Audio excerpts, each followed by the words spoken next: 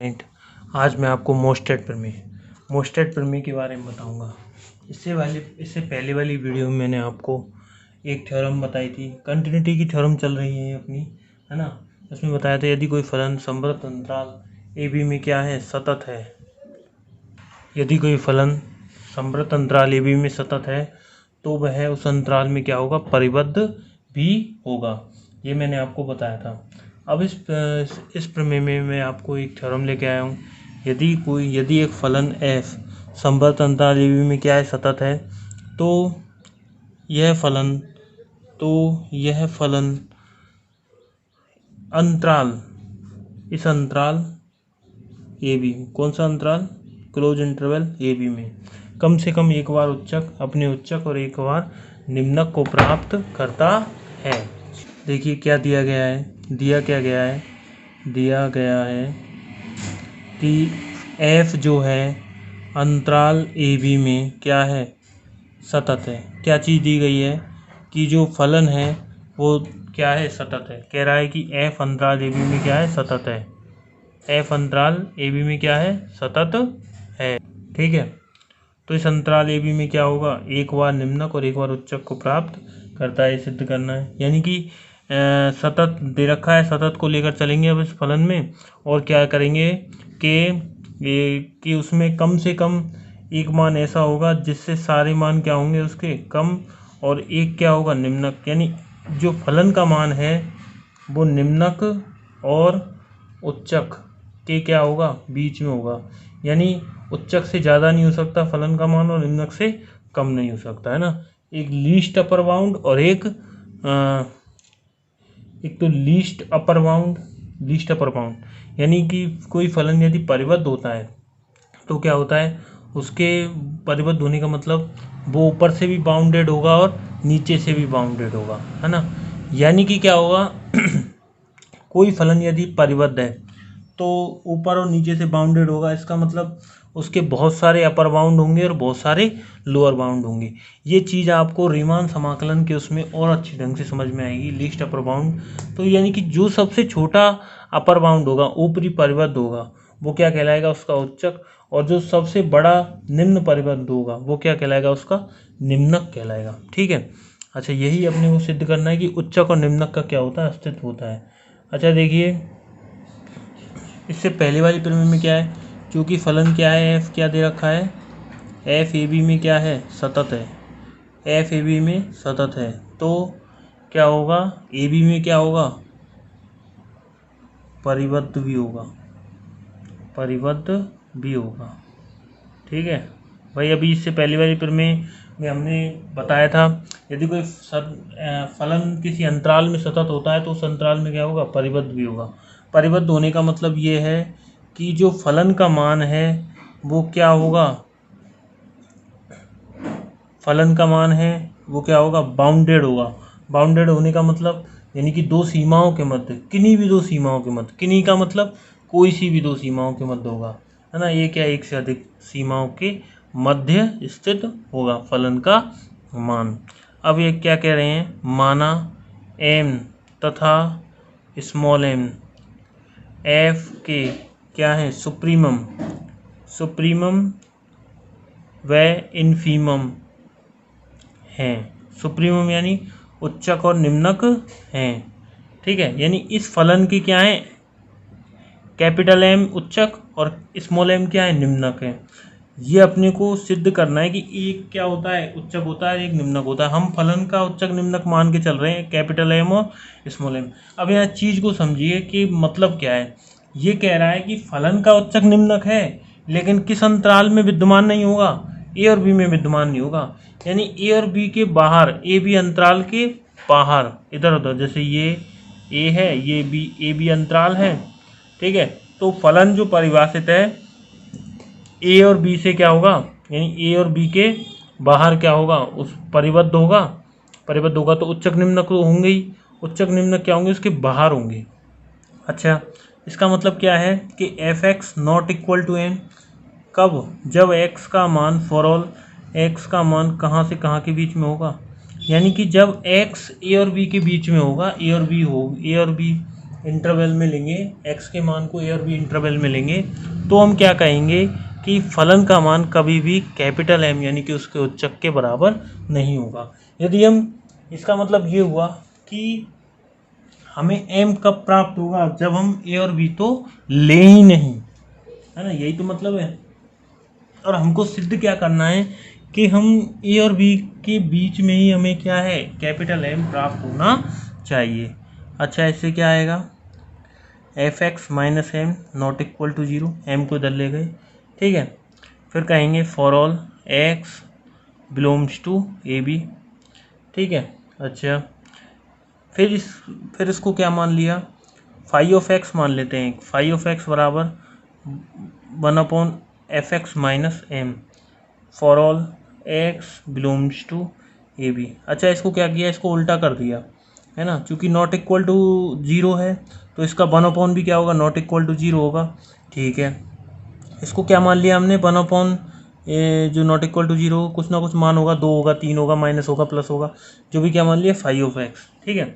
अच्छा, अब हम क्या कहते हैं, चूँकि एफ एक्स हम क्या जानते हैं, एफ एक्स ए बी में क्या है दोस्तों, कंटिन्यूअस है, कंटिन्यूअस है। हम जानते हैं एफ एक्स ए बी में क्या है, कंटिन्यूअस है, इसलिए f x minus m b के नॉट इक्वल टू 0, अर्थात क्या, फाई ऑफ एक्स भी क्या होगा, अंतराल ए बी में क्या होगा, कंटिन्यूअस होगा, कंटिन्यूअस होगा। ये कैसे बोला, हम जानते हैं कि एफ एक्स ए बी में क्या है, कंटिन्यूअस है, ये तो कांस्टेंट है, कांस्टेंट फलन तो क्या होता है, कंटिन्यूअस होता ही है, ठीक है। तो ये भी कांस्टेंट, ये भी कंटिन्यूअस, ये भी कंटिन्यूअस, दो फलनों का अंतर भी क्या होता है, कंटिन्यूअस, फलनों का अंतर भी क्या होता है, कंटिन्यूअस, यानी अंतर कंटिन्यूअस है, यानी वही किसके बराबर है, फाई ऑफ एक्स के। तो इसका मतलब फाई ऑफ एक्स क्या होगा, कंटिन्यूअस होगा, ठीक है, ये हमने बता दिया। अर्थात फाई ऑफ एक्स क्या होगा, ए बी में कंटिन्यूअस होगा, ये वही चीज़ लिख दी हमने, ठीक है। अब हम कहते हैं कि जो फाई ऑफ एक्स है, फाई ऑफ एक्स है, उसका मान यू से क्या होगा, कैपिटल यू से क्या होगा, छोटा होगा, कब, for all x belongs to a B, ठीक है। फिर लिखा, अच्छा, फाई ऑफ एक्स का मान कितना है, f x minus m, f x minus m. अब स्टूडेंट, इसके बाद में पहले हमने ये लिखा था कि इसमें phi x less than u, है ना, मतलब क्या है कि फाई एक्स क्या होगा, हमने क्या लिखा है, बाउंडेड होगा, बाउंडेड होगा, ठीक है ना। फाई एक्स बाउंडेड होगा तो इसका क्या होगा, एक ऊपरी परिबंध होगा, है ना। ऊपरी परिबंध होने का मतलब क्या है कि, ऊपरी परिबंध होने का मतलब है कि कुछ ऐसा कुछ मान होगा जिससे फाई एक्स के सारे मान क्या हैं, जब एक्स का मान ए और बी के बीच में होगा तो फाई एक्स का मान यू से कम होगा, और फाई एक्स की वैल्यू ये है, ठीक है। अच्छा, फिर हम इससे क्या लिख सकते हैं, हम इससे ये लिख सकते हैं कि 1/u माइनस के एफ एक्स प्लस के एम, है ना, फॉर ऑल क्या, x belongs to a B, ठीक है, x belongs to a b, ये हमने लिख दिया। फिर इसके बाद ये लिखेंगे कि f x less than m minus के 1/u for all x belongs to a B, ठीक है। कैसे लिखा कि 1/u, यहाँ से u की वैल्यू निकाल दी, एफ एक्स प्लस एम, ठीक है, तो m माइनस के 1/u, इसको इधर ले गए, इस 1/u को इधर ले आए और एफ एक्स को इधर ले गए। तो इसका मतलब क्या है कि हमने क्या दिखाया कि जो एफ एक्स का मान है, एफ एक्स का मान है वो कभी भी ज़्यादा नहीं हो सकता, 1/m में से 1/u घटेगा तो। और u क्या है, u एक पॉजिटिव राशि होगी, क्यों, क्योंकि ये u क्या है, एक अपर बाउंड है, x का मान कब, जब a और b के बीच में हो। तो इसका मतलब क्या होगा कि जो एफ एक्स का मान एम से क्या होगा, एफ एक्स का मान एम से छोटा होगा। ये इसका मतलब तो ये हुआ कि एफ एक्स का मान एम से क्या होना चाहिए, छोटा होना चाहिए। जबकि एम क्या है, एफ एक्स का क्या माना हमने, अपर बाउंड माना है, अपर बाउंड माना है, ठीक है। इसलिए एफ एक्स क्या है, इसलिए ये तो विरोधाभास हो गया, क्योंकि एफ एक्स हमने वो माना है और ये क्या कह रहा है, अपर बाउंड माना, और ये क्या कह रहा है कि एफ एक्स का मान एम से कम होना चाहिए, तो ये विरोधाभास है। इसका मतलब क्या होगा कि भाई ये कह रहा है कि ये इक्वल हो सकता है, और यहाँ भी हम क्या मान के चले थे, नॉट इक्वल। तो इसका मतलब क्या होगा कि एफ एक्स का मान क्या होगा, एफ एक्स का एक मान क्या हो सकता है, एम के बराबर हो सकता है। कब, जब x for all x belongs to a p. इसका मतलब कम से कम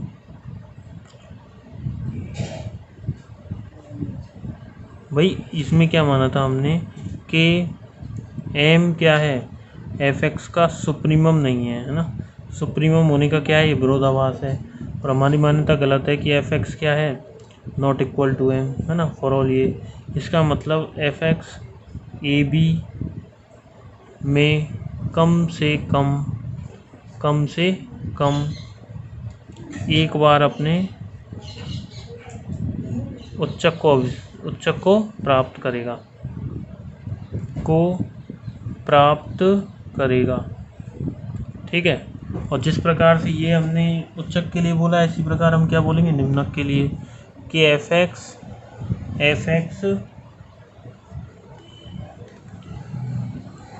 x not equal to small m. तो f x minus small m for all x belongs to a b, है ना।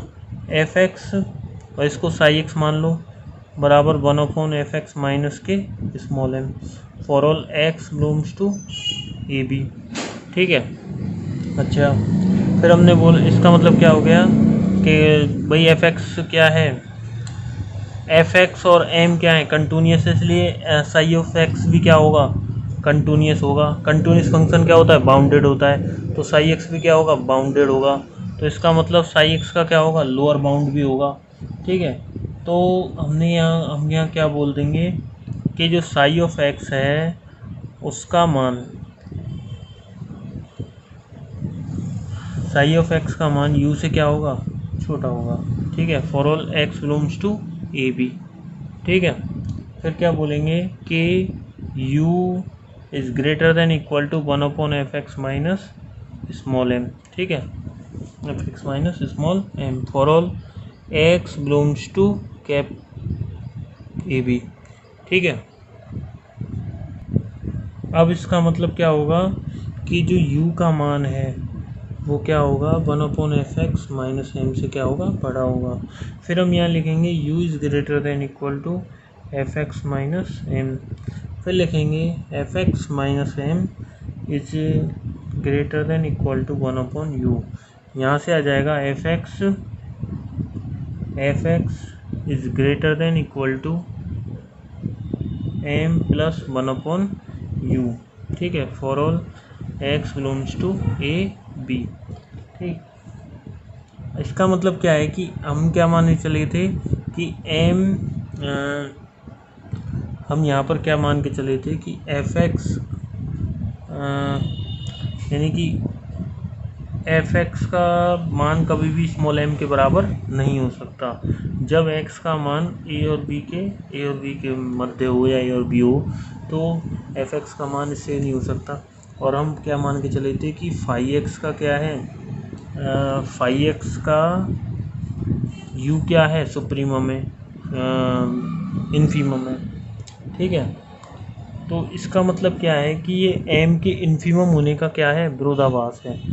भाई हम क्या मान चले थे कि ये लोअर बाउंड है, और लोअर बाउंड होने का मतलब क्या है कि जो फलन के जो सारे मान हैं, एफ एक्स के जो सारे मान हैं वो एम से क्या हैं, बड़े हैं, एम से क्या हैं, बड़े हैं, है ना। जबकि एफ एक्स ये क्या कह रहा है कि एफ एक्स का जो मान है, एफ एक्स का जो मान है वो m प्लस 1/u यानी m से, और उसमें जब 1/u u क्या है, ग्रेटर देन इक्वल टू 0, तो 1/0 भी ग्रेटर देन 0 होगा।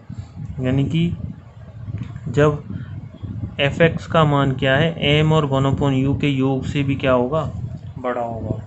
तो ये संभव नहीं है।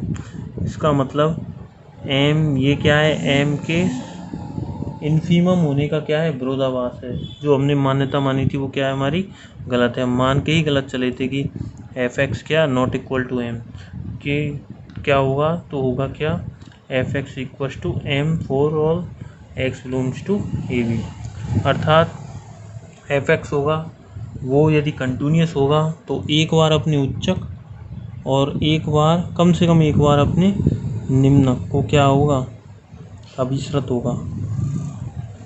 ठीक है, धन्यवाद।